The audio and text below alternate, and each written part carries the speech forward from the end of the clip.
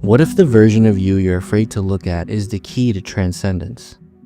We spend so much time chasing the light, trying to stay positive, to rise above. But you can't truly rise and you can't become whole without confronting your shadow self. The collection of everything you've rejected, suppressed, or denied. Your anger, your pain, your grief.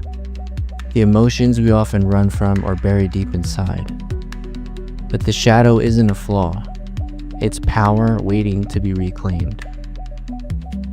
These negative emotions carry raw, unfiltered energy. Every time you silenced your rage, swallowed your pain, or buried your sadness, that energy didn't disappear. It got trapped in the shadow.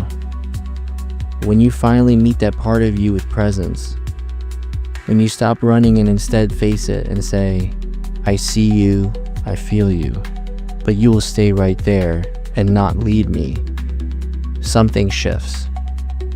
Regret becomes wisdom, sadness becomes empathy, anger and frustration become fuel for change. You're no longer afraid of your shadow because you're no longer separate from it. You stop fighting yourself and you begin integrating yourself. And in that moment of awareness, a wave may move through you, not out of fear, but of recognition. Frisson. The chills that rise when something true finally settles in. The feeling of energy becoming integrated, of truth no longer hidden, of you returning to yourself. Because you don't become whole by choosing only the light. The shadow holds the contrast the higher self needs to be revealed. An image only exists because of the relationship between light and shadow. Without contrast, there is no image, no clarity, no form. The light needs the shadow to be seen, and the self needs its darkness to be known. Truth exists on its own, pure, whole, and untouched.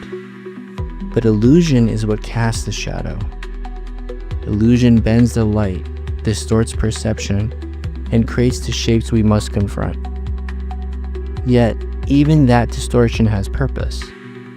Without shadow, light would remain formless, invisible, undefined.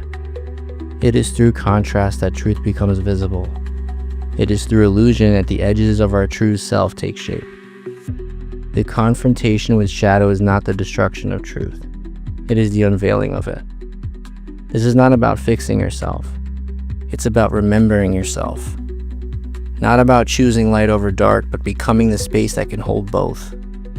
When you integrate the shadow, you don't just gain strength.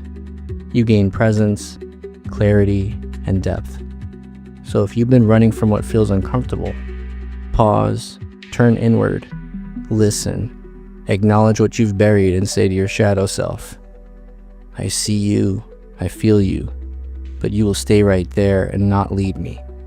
Because you are the contrast, the light, the dark, the witness and the wielder of it all. And that is where your true power lies.